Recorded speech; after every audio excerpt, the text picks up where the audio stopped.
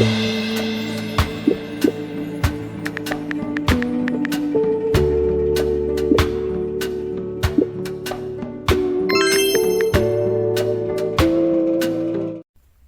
this thing on? Woo! Guys, this is going to be a positive video, okay? Because I really like this, and I'm actually very much shocked that this could come out of Netflix and it not be linked with superpowers in action. Never Have I Ever is it.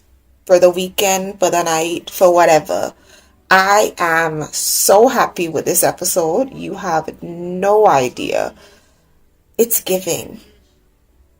It's giving. You know? Look, alright, so let's talk about it. Let's go. Let's see if I can remember all the characters' names and everything. See what's going on.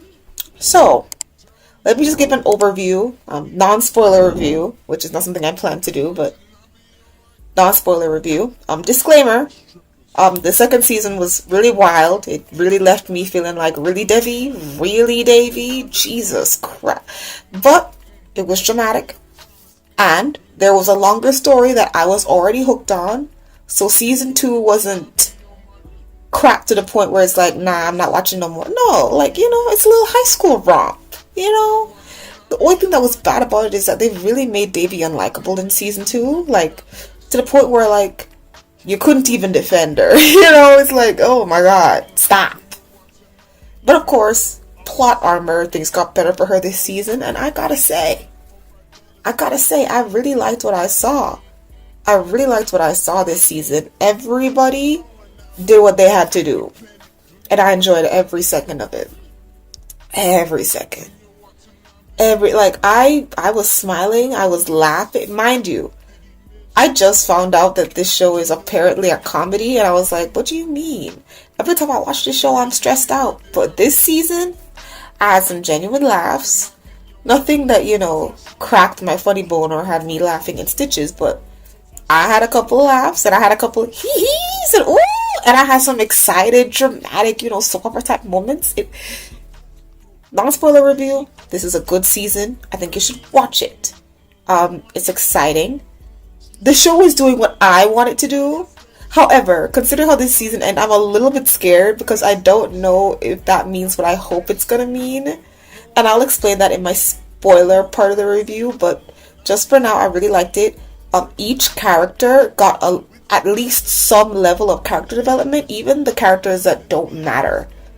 You know, like Trent and them, even they got some character development. So it was a really good season. And now we're gonna get into the nitty gritty. Gonna get into the nitty gritty, okay? Alright.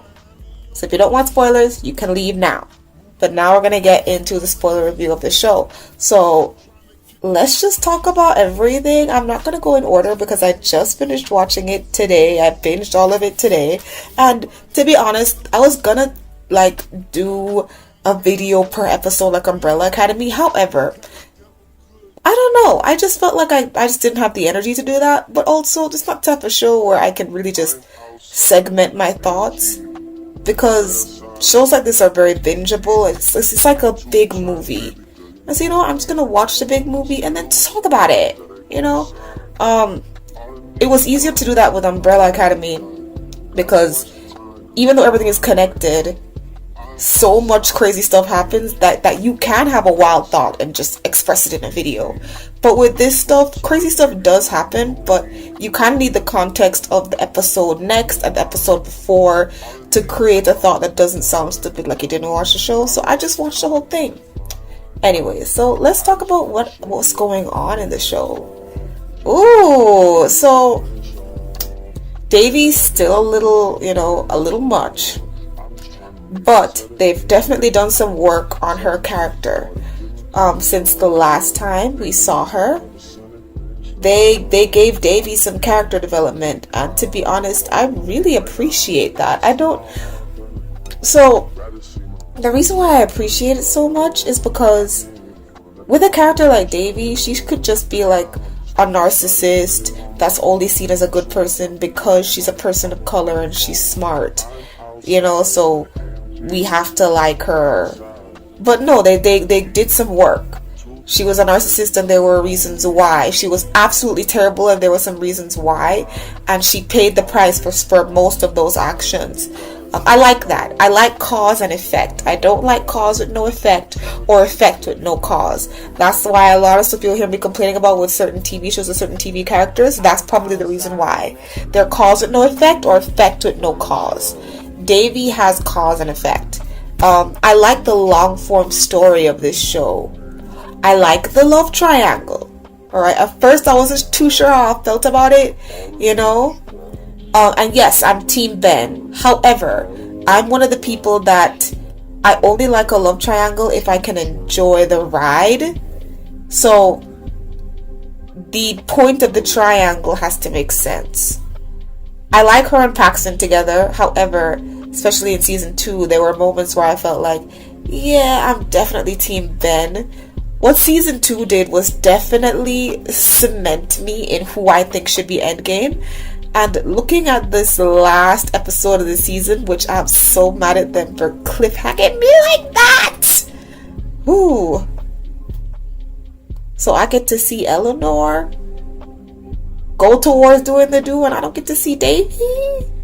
I feel like y'all cheat me out on that, and you cheat us out on Fabiola too. Anyways, so, I've just been saying all these nice stuff. Let's get to the nitty-gritty of the story. So, this season, Davy starts it off dating Paxton. And that is a big storyline because, you know, she's always wanted to be with him. The first time she did end up being with him, he hit her because he had some emotional issues and his own personal insecurities. And he liked to pretend that it wasn't an insecurity at all that stopped him from being out and about with her. But obviously there was a level of insecurity. He's gotten over that finally. And now he is with Davy. And that's his girl. He's out and about. He's proud. You know, he's even willing to fight for the relationship when it comes to his friends. It's great. It's great. Davy is feeling great until she hears some of the girls make some disparaging comments. You know, she's not cool enough to be with him. Paxton would only date a girl who's not cool if she's gonna sleep with him. And to be honest, I low-key agreed with them a little bit because of how Paxton used to be. Like, I'm not saying Paxton is full of himself, but I feel like Paxton would date anyone as long as he could form a connection that would turn sexual, right? But Paxton has been growing, and he has shown that it's not all about sex with him and Davy. They have had relationship development and character development separately. There was some great scenes between Paxton and his sister where his sister kind of let him know, like, you are an asshole. Like, you treat me nice, but other women, nah. Don't do that to Davy. Davy does not deserve that. We love that. And so he's actually becoming a better person. He's taking school a little more seriously. Like, before, he would just kind of be dumb and airheaded with Trent, his best friend. But now we kind of see Trent being dumb and him being like the guy who's like, did you actually mean this? Like, he'll be the one with the smart quips in that dual friendship. So that is also a show of his intelligence. I like character development, even if it's just in a little rom-com, high school romp. I still like a little bit of character development. And that's why I like this season, because everybody got a little. Like, you know, like, it's not Zuko from Avatar or whatever. You know, it's not long-form, incredible stuff. But everybody got a little, so that story beats made sense, and so that we could leave this season enjoying all the characters that we met. Well, except Nerdesh's mom, but we'll get to that. We'll get to that, bitch. I really enjoyed Davy this season. I was enjoying her style. I mean, I'm on the verge of going on a Shein haul and buying dresses like that, so it was good to know that even me with my hairy forearms can look good in dresses like those as well. Oh, I kind of like that as well, the representation of her Indian culture. I'm not Indian, but I have body hair, you know, and I don't shave it off, so my arms can be hairy. I like seeing scenes where you could see Davy's hairy arm, and one scene at the end of the last episode where she was hugging her mom, and you saw that there was some hair on Davy's back. There was never a scene where she was self-conscious about it, or where she had to shave that off. So she shaves other parts of her bodies, but like her arms and stuff like that, like it's just normal, it's just her.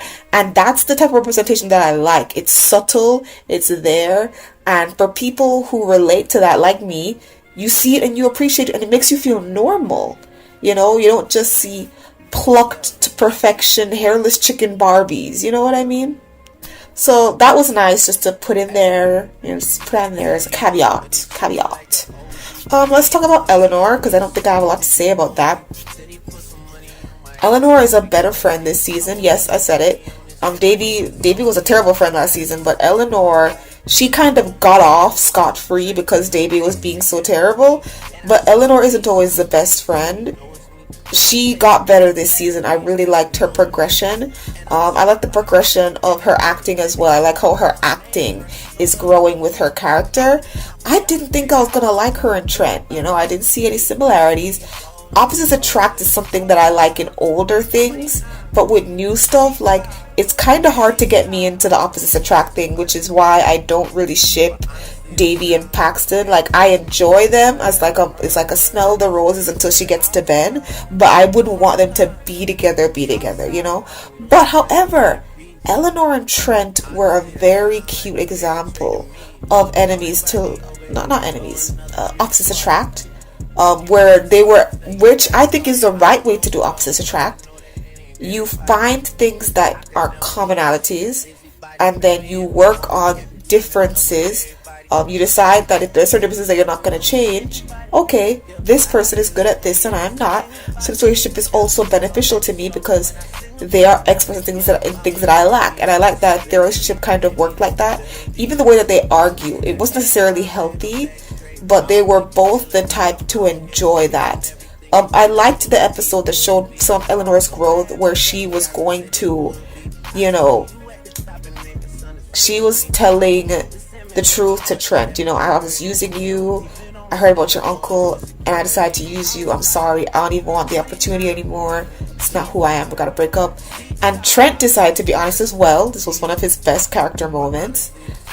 He decided to let her know, I knew that, you'd probably end up breaking up with me, so I used my uncle to get you to stay with me a little longer, but I really do like you and I really want this to work. So I love that she was able to be honest with the fact that she wasn't feeling it, and he was able to be honest, saying that he really did like her and he wanted to give it a chance, and so they gave it a chance and it ended up working.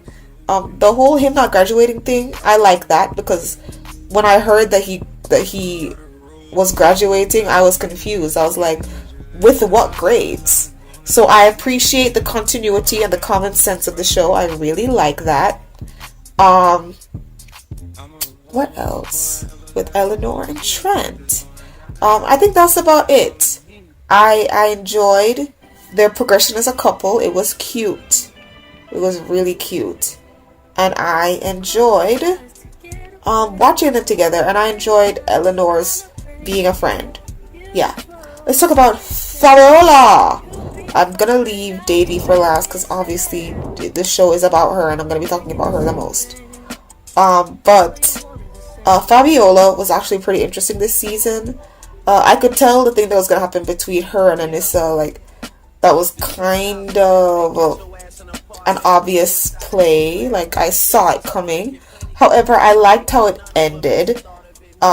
It ended with them kind of realizing that it was the heat of the moment thing, and so we fell into the excitement, but I did like how it happened because Fabiola was being there for her in a way that Ben was not, for obvious reasons. And so she clung to Fabiola in that moment. And then, they both realized that what they really should have done was just develop their friendship a little more, and then they just went in that direction. That's great.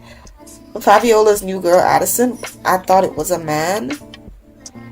Just from the face, because Addison has a very strong jawline, I was immediately attracted. So, good job, Fabiola. Nothing but tens, because Addison is fine. But yeah, that's great. Fabiola, she's getting more talkative. You can see her getting more social. That to me is a part of her character development, so I love that. Fabiola is a team player. Like, she's just there for everybody. We love to see it. So Fabiola, A1. But she's always been an A1 character, so we do what we do. Anyways, let's talk about Paxton a little bit more. So, he signed up for colleges, he got in, he's found his voice, to the point where he can even do valedictorian X speeches by himself and all of that. We love Paxton's growth. I really enjoyed his relationship with Davy for what it was. I liked that he didn't push her into sex. I liked that he could read her. I really liked that. Of course she made certain things very obvious, especially with that time they almost did it. But he was still reading her, like, you're not ready. Left it at that. I also liked, after they had broken up, where they had their first official conversation, and he could tell that she was bullshitting, half truth, half lies. She's not ready for this. And he was just like, I thought you were ready, but since we're bullshitting, I'll talk to you later. I like his maturity. It's giving. His maturity is giving. He's never been more attractive to me than he was this season. Oof, his maturity was giving. Paxton Hall Yoshida. However, in the words of Kenny JD, he looking a little old this season, older than he did in the first season. Brooding hot 25-year-old teenager. Copyrighted by Kenny. My video's getting taken down. Kenny JD, check out her channel. Awesome videos. But yeah, he looked a little older, like he looked like he was in his 20s. And I'm sure he looked like that in season 1, but I guess you could have said in season 1 he at least looked like a senior. Now by season 3, it's like, yeah, he almost looked like he almost got laugh lines. Like, oof, he's looking a little old, but it's okay. Yeah, let's get into Anisa's character.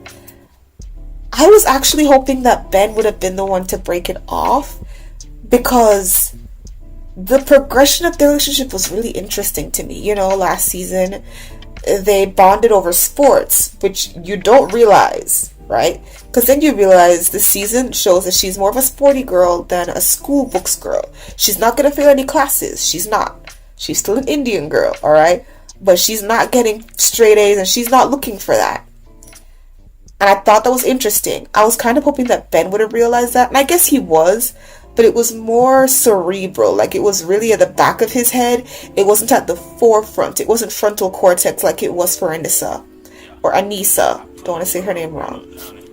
So, Anisa was realizing that they had some real fundamental differences, and that even though he wasn't cheating on her with Devi, the chemistry that they still had with the friendship that they had now gotten, because they had patched things up since season 2, their chemistry with their friendship had way more of a oof to it than their relationship. So she was just like, why am I even dating this guy? And then she kind of tried to date Fabiola, which is like a nicer version of Ben. So it's kind of like, obviously she likes smart people, but she's just going to take a break from smart people and do what she got to do. I think she should, because, if the smart nigga's not working, take a break, try something else later, But Anisa's a good friend. I really like how she didn't blame Davy for it, because it really was just Ben projecting and messing up, So we love that. Also, what else happened with Anisa?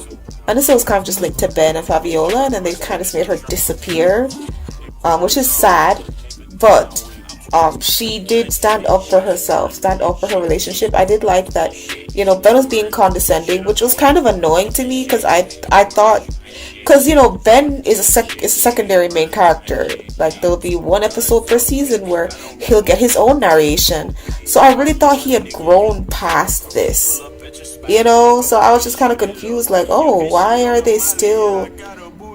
is he still being this bitchy to people, But it's okay, because, his bitchiness comes with an expiration date, alright? becoming better, I think. I think he's becoming a little bit better as a person. And he's working on it. So should we get into Ben? No, we're not getting into Ben. Let's get into Des. Nerdish. And his fake ass mama. Look, I knew she was fake. And not because she's a nutritionist. Because of the way that they framed her character. However, I didn't think that she would be so bad that she would say what she said about Davy. Like, I'm sorry. Pause on Nerdish. I need to talk about the mom. Because that was so shisty. I feel insulted and I'm not even her. So, Davy had a moment where she thought she saw her dad. Tragic. So she freaks out and she goes to the bathroom. Dez's mom goes to the bathroom at the same time, catches her in there, and stupid old me. They have this moment, you know, Davy's listening to her, taking her advice, and gets better, feels better, could even go up there and smile and perform. With something that's actually very traumatic. Like, I wouldn't have blamed Debbie if she has... What I was thinking they were going to do, because they kept hinting to the fact that Davy stopped walking when she found out about her dad, I thought she was going to collapse and then not be able to walk for a week or something, but that's not what happened. And so she helps her out, but then she looks at her son, and I'm like, why is she looking at her son? Did the fact that she had a panic attack after her dad died a red flag for you? And then I remembered her kind of a rude comment, you know, when Nilani, Debbie's mom, I don't know if I said her name, I still was called Debbie's mom, you know, spilled to her a little bit about how hard it was to raise Debbie. And she never even went into no, that's a lie. She went into a little bit of detail. But then she was just like, well, I'm glad my son isn't like that. And all I could think was, first of all, your son just spent a year away from you where he was everybody else's problem. Plus, he's a guy. Guys are more likely to get out of messes. But leave it alone. So she goes and tells her son that he needs to get rid of Davy as a girlfriend because she has a lot of problems. And I'm like, wow, you're a bitch. And here's why I said that. Because Davy reacted positively to her. Yes, Davy has problems and she's been problematic in the past. But she's been doing really well recently. And that was even before she met Des. She was a better person before she met Des. And she listened to you. Why would you sit there and give her advice and she listened to you and you helped make the performance, but then be like, the fact that I even had to take her down from a panic attack means that she's way too problematic. I was so glad when Debbie's mom put her in her place, because hell nah. Hell nah. No. No. We're not standing for that. Let's get into Des. At first, I knew what he was, and it still is what he was. He was a break from Ben and Paxton, because the story couldn't necessarily support her just hot potatoing from Ben to Paxton. So to make it more realistic and to help her with her growth and character development and relationship development, got her with Des. I actually really liked him. I think it's really sad that he just turned into this stereotypical mama's boy at the end, but I know that for writing's sake, they had to find a plot convenient way to kick him out of the story so that she could end up with Ben. So, fine. But I really did like him. I was kind of hoping that she would have lost her virginity to him, because that would have been more convenient. And I gotta be honest, every time I saw her and Des together, it made me feel like this is what it would have been like if her mom and Mohan were together very young. You know? Like, Des just gave me, this is your perfect Indian guy for Devi. You know, I loved all the scenes with them together. I loved that he got jealous of Paxton. You know, like, I was smiling every time I saw them together. He seemed to have a very level head on his shoulders, and I'm not gonna blame him for everything. He just didn't want to displease his mom, and even though it sounded very bitchy, bitch made nigga shit, for him to be like, my mom still pays for my phone bill. He's still young, and he still does live with his mom, so her house, her rules. If they want to bring him back later on in the next season, where he comes in the middle of the season and he apologizes to her and he gets down on his knees and he begs for her back, I'm here for the drama. Why? I'll explain to you in a second why I'm here for that drama, even though I do shit Ben and Devi. But I really like Des. I really like Des. Like, I really like him a lot. What happened with him and his mom, both of them really annoyed me, but I feel like they can win me back with Des. Okay? Let's get into Ben, and then I will get into the romances in general, and then I will get into Devi. Oh, before I get into Ben, let's get into Devi's mom. It was so sad that they made her form this friendship with Dez's mom, only for it to crumble because she was a backstabbing bitch who felt like she was better than Nilani. Like, man, you're not better than anybody. But I do like her progression. She's still a little shady. She's like, oh, my problem child, blah, blah, blah. But she is a lot more open and caring, a lot more understanding. And that's why I think that's also helped to facilitate Devi being more calm this season, because she knows that she can rely on her mom more. And I just really liked that. I liked the moment that they had where she admitted that she also sees Mohan all the time. If I ever call Mohan Mohinder, it's because I remember that actor from Heroes, and that's what he was called. And I have an inside joke with my family about that character because he was so attractive and everything. But yeah, I love all the stuff with Mohan. I actually liked all the stuff with Devi, reliving Mohan with the racket and everything. It was really emotional and great to see in the show. It brought up a whole new depth. So I'm just proud of Nilani for, just being there and being a better character. I enjoyed her relationship with Riza, I think that's her name, Riza, because I liked it. It was like one of the few things I liked about The Summer I Turned Pretty was the relationship between the two moms. I like that girl power element. I like friendships between women that are older. It's really nice to see. It's comforting. So Linani, Devi's mom, so sorry if I'm butchering her name, great character development, great character. We love to see it. Nani's grandmother, background character. You got to see her grow to accept Teacher V or whatever. That's great. I don't really know how I feel about Kamala, because I guess I understand where she's coming from, but I feel like she still could have worked on it with Prashant. And this is attraction out the window. Just attraction out the window. However, she's fine. She's never really been a problematic character. I don't really like how she tried to force Devi to go to that other school, but I got why. So she's okay. She got a little bit of character development where she was more...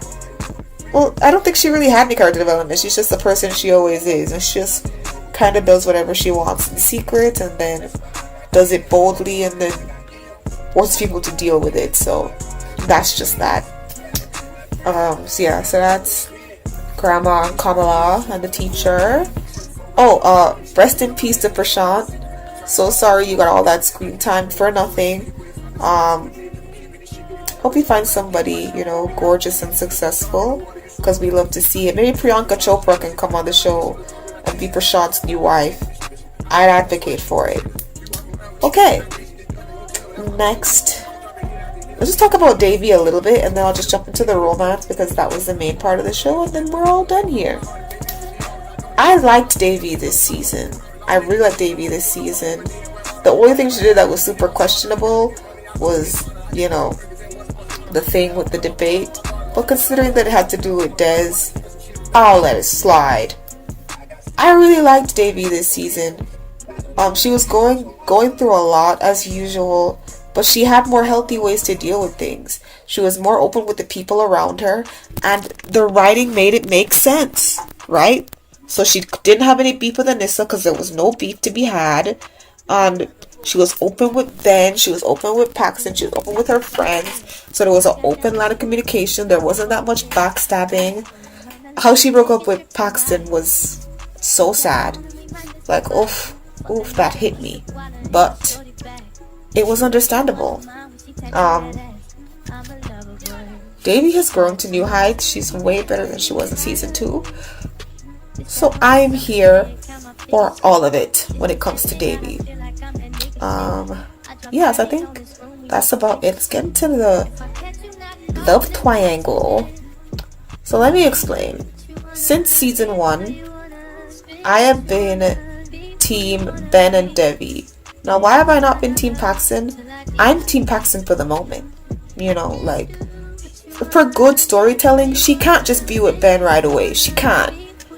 You know, it has to be a slow burn. There has to be some intrigue, some romance, some key moments that we can all make fan cams and edits about. So I like that Paxton is like what she thinks she really wants, and so we focus on that for a season or 2. And then in the background, you see that who she's really compatible with is Ben. And I feel like the show really did a good job of pointing that out. All the moments she had with him and the family. The fact that he actually blends in pretty well with her actual family. Despite the fact that they would probably prefer her to be with the Indian man. But I feel like her mom would also say this. Like, if she was going to end up with somebody who's not Indian, she would probably want it to be Ben. I like the enemies to lovers that they're going through. I like that they actually have a lot in common, and their enemies to lovers is literally just school rivalry. I really like that. I like that they're so harsh to each other and it just builds up into passion. I love that as well. So I like her and Paxton, right?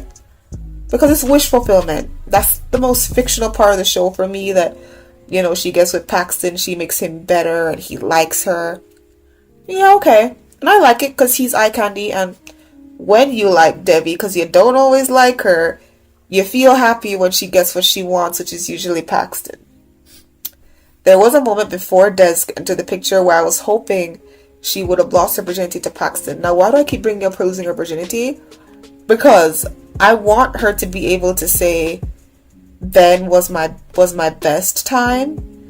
I know that's so weird, but it would add a level of power to their relationship if, you know, they were both with other people and they both grew up that way with other people, but then when they got together, it's like, yeah, not only do we have an emotional connection, not only do we have a bunch of things in common, not only have we grown together, and not only do we relate, but I've tasted other ponds, but this is Sweet River Valley, you know. So it's cute that Ben is gonna be her first. And I was excited, and I was kind of mad that they just kind of gave us the whole she's about. I couldn't even see them do a little kiss. Like, I don't need to see them, you know, banging, but I at least wanted to see the kiss before the door closed. Why y'all teasing me like that? Like, I've never seen them kiss. I've seen them kiss. Anyways, I love her and Ben together because they're compatible and they're written well. They're written very well. I love them together. I love that even though Ben was trying to move on with the artist chick, because he grew as a character this season, you know, becoming less uptight, more in tune with himself, more emotionally intelligent, he was able to just be honest with Debbie and be like, yeah, I told you to go to Shrubland, but I take it back. I'm gonna miss you. Like, really, really miss you. When he gave her that Boink card, I knew it was gonna come back into play, and I was like, you gonna sleep with him, aren't you? You gonna sleep? And when she put her hand in her pocket and they did that pause, I was like, it's the Boink ticket, ain't it? It's the Boink ticket. The looks that she and Ben give each other, it's everything for me. I love her and Ben. The only reason why I'm worried is because it's just season 3. I don't really know how long this show is going to go on for. Maybe it'll have one more season or 2. Will the show do the interesting thing of having them be together and showing the ups and downs and the realism of a relationship? And not realism in terms of them breaking up, because it's realistic to break up before college, but like, take us through what it would be like if they really tried to be together seriously for real, and show us the ups and downs of people who actually have to try to be together instead of people who take the easy way out because, you know, there's so much more out there to see, you know. So here's what I want. Since they're pushing them together early, because to be honest, I was hoping this would have happened, them getting together in the next season, And mind you, I can be wrong. It could just be that they're just gonna have sex and then both kind of go their separate ways, but have sex because they both know that they've been wanting this for a while. So that could be a thing as well.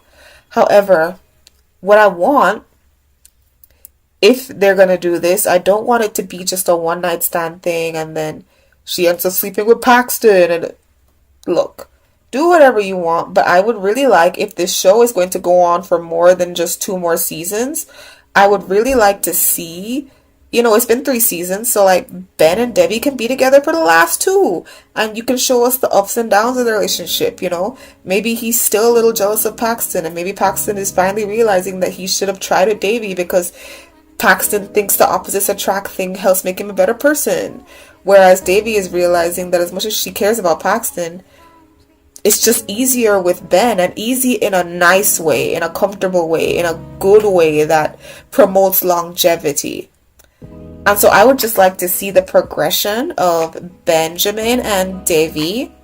I would like to see them go through a few ups and downs based on their relationship without them breaking up forever, and it's realistic because they're not together. Hey, if To All the Boys had that crap of Peter and Laura Jean being together, even though we all know Laura Jean should have been with John Ambrose, then I think Ben and Debbie, who are much better suited, can also fight through relationship norms and end up together.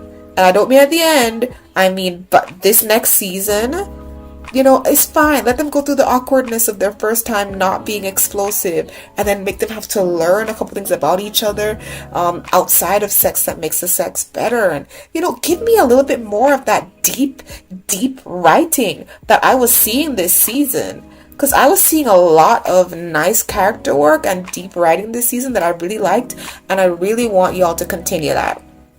But anyways, I'm Team Ben and Davy. I love it. However, as I was saying before I end this, if Des does come back and tries to win Davy back, and then the love triangle comes to a love square, or Paxton goes to his college and doesn't even think about Debbie that way ever again, and so it's just Des, Ben, and Debbie, I'm fine with that, because I think Des is a good substitute. If she doesn't end up with Ben, I would like to see her end up with Des, only because I think it would be really interesting to see the dynamic of all that drama, and to have Des be like, I don't care what my family says, I care about you, and then to have them fight through that, as a relationship. So as you guys can see the trend, I just want to see long form relationships, because TV shows nowadays, they just kind of they show the flirting around, they show the sex, they show some of the awkward stuff, and then they just break up, and then sometimes they end up back together